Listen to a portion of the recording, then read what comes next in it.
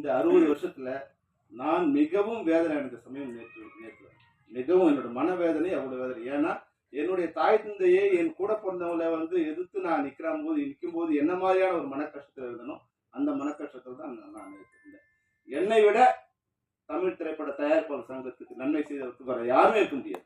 வேற யாரும் எந்த தயாரிப்பாளர் இருக்க முடியாது, எந்த நிர்வாகி இருக்க முடியாது, இன்னைக்கு இருக்கிற நிர்வாகி இருக்க முடியாது, இருந்த நிர்வாகி இருக்க முடியாது. அவ்வளவு மிகச்சிறந்த நன்மைகள் நான் பண்ணேன். நான் அவங்களுக்கு சொன்னேன், நான் ஒரு வாளா இருக்கேன். இந்த தமிழ் சினிமா இப்பெல்லாம் மிக சிரமமான இடத்துக்கு எங்களை பயன்படுத்திங்க. உங்களுக்கு யாரெல்லாம் எதிரியோ அவர்கள் எதிர்ப்பதற்கு எங்களை பயன்படுத்திங்க அப்படின்னு நான் சொன்னேன். அவங்க காலடியில போய் உட்காந்துருந்தாங்க. அவங்களுக்கு எந்த யூகமும் இல்லாம அவங்க அழைத்த போதெல்லாம் நாங்க அவங்க போய் அந்த மேடை அவங்க வீட்டு போய் உட்காந்துருக்கோம். நாங்க போய் உட்காந்து பல நாட்கள் அவங்க யாரும் இல்லாம திரும்பி வந்திருக்கோம். பல மணி நேரம் காத்திருக்கோம். அதை பத்தி எனக்கு எந்த கவலையுமே இல்லை.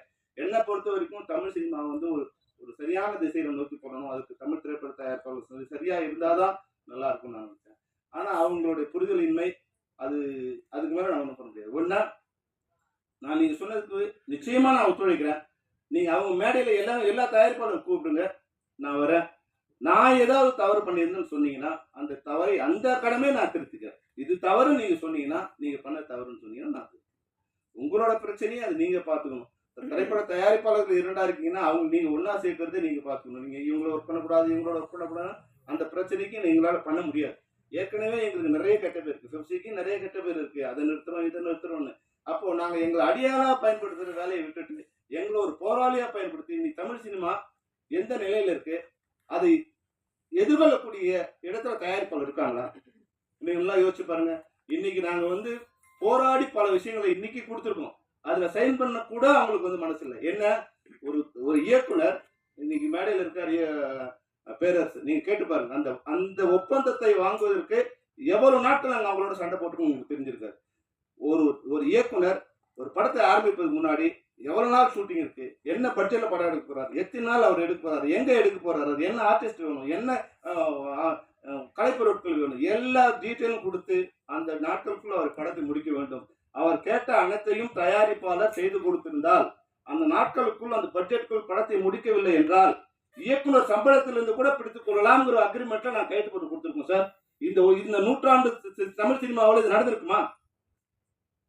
இதே மாதிரி அனைத்து தொழில்நுட்ப கலைஞர்களுக்கும், ஒளிப்பதிவாளர்களுக்கும், ஆர்ட் டைரக்டர்ஸுக்கும், மியூசிக் டைரக்டர்ஸுக்கும், எழுத்தாளர்களுக்கும் எல்லாருக்கும் இது போல அந்த தமிழ் சினிமா ஒரு சரியான பாதையில திட்டமிட்டு பட்ஜெட்டோட படம் எடுக்கணும் அப்படிங்கறது நாங்க அவ்வளவு கஷ்டப்பட்டு எல்லாரும் கன்வின்ஸ் பண்ணி கொண்டு வந்திருக்கோம். அதுல கையெழுத்து போடல இது வரைக்கும். இது உங்களால பண்ணவே முடியாது. 100 வருஷம் நீங்க போராடினாலும் பண்ண முடியாது. இப்ப அதை கண்ணு கொடுத்தா நீங்க நடப்பு தயாரிப்பாளரோட சண்டை போடு, அவங்க கூட ஒர்க் பண்ணாத, இவங்க கூட இன்னைக்கு அவங்களா நம்ம எதிரி. இன்னைக்கு தமிழ் சினிமாவில் தமிழ் சினிமா எடுக்க முடியாத ஒரு சூழ்நிலை இருக்கு. நாங்க எங்களோட சம்பளம் சார், உங்க மேடையில் நான் சொல்றேன், உங்களுக்கு தெரியாது இல்ல, பெரிய படம்னா எங்க சம்பளம் 3% தான் சார். தமிழ் சினிமாவில் நீங்க கொடுக்குற சம்பளம் 3% தான் எங்க சம்பளம். அதாவது நான் சொல்றது டைரக்டரோ கேமராமேனோ அது மாதிரி டாப் லெவலில் இருக்கிறவங்க நான் சொல்லலை. மீதி பேர்ல டெய்லி வேஜஸ்ல ஒர்க் பண்றவங்களுக்கு நீங்க பெரிய பட்ஜெட்னா இப்போ 100 கோடினா எங்க சம்பளம் 3 கோடி தான். ஆனா சின்ன படங்களை வரும்போது 20%ல இருந்து 30% வரைக்கும் வரும். இப்போ 1 கோடியில பண்றாங்கன்னா எங்களோட சம்பளம் 30 லட்சம் வரும். ஆனா பெரிய படங்களுக்கு 3% தான். இப்ப இந்த 10% 20% நான் ஃப்ரீயா பண்ணா உங்களுக்கு லாபம் வந்துருமா? இப்ப நீங்க படம் பண்றீங்க, உங்களுக்கு தெரியும் இங்க இருக்கு, உங்களுக்கு நீங்க படம் பண்ணீங்கன்னா 4 கோடி நஷ்டம் இன்னைக்கு. அதுதான் இன்னைக்கு தமிழ் சினிமாவோட நிலைமை.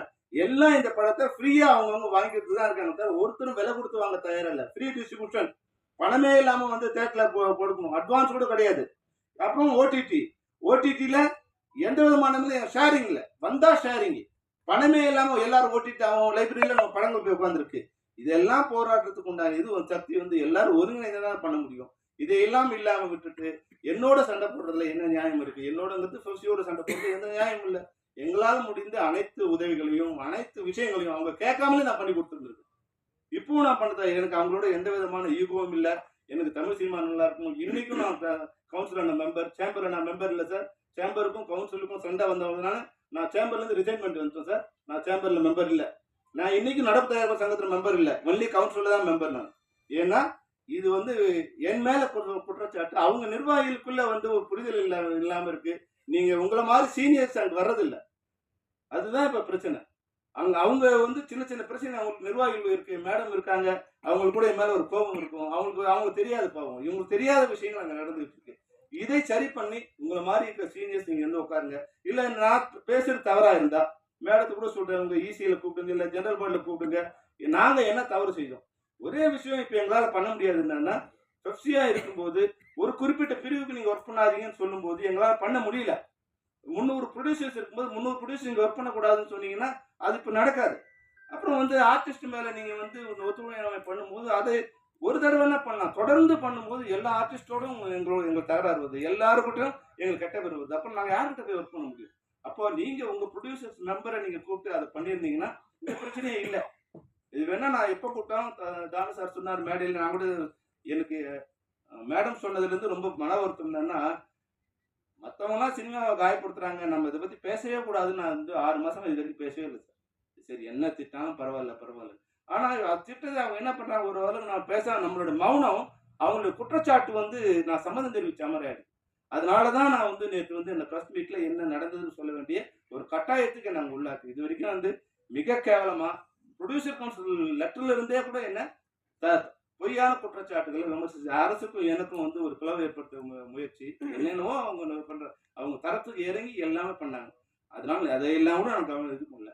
இப்போ நாங்க ஏதோ ஒரு முயற்சி பண்றோம். எங்களுடைய தொழிலாளர்களுக்கு அவங்க வந்து கூலியா இல்லாம அவங்க வந்து ஒரு தொழிலாளரா மாறணுங்கிற ஒரு முயற்சிக்கு நாங்க ஏதோ பண்ணும்போது, அதுக்குள்ள வந்து அதுல ஏதோ ஒரு மிஸ்டேக் இருக்க மாதிரி வந்து பண்ணி, அது என்னுடைய இமேஜ, இல்ல என்னுடைய சுயமரியாதைய, இல்ல என்னோட ஒழுக்கத்த அது குறைக்கவோ, அதுக்கு சீர்கேட நினைக்கும்போது தான் நான் பதில் சொல்ல வேண்டிய அவசியம் இருக்கு. நான் வந்து ஒண்ணு மட்டும் என்னால சொல்ல முடியும் சார். நான் பணம் இல்லாம இருக்கலாம். இன்னைக்கு படம் இருக்கலாம். ஆனா சுய ஒழுக்கத்தில் என்னை விட எவனும் இங்க வந்து உயர்ந்தவர்கள். என் சுய ஒழுக்கம் அவ்வளவு சுத்தமானது. அவ்வளவு நியாயமானது என்னோட சுய ஒழுக்கம். அதனால என் சுய ஒழுக்கத்திலேயோ, என்னுடைய கேரக்டரையோ அசால்ட் பண்ணும்போது, அது எல்லாத்தையும் விட எனக்கு அதுதான் பெருசு. என் பதவி, என் உயிர், என் சினிமா, என் குடும்பம் எல்லாத்தையும் விட என்னுடைய சுயமரியாதை எனக்கு பெருசு.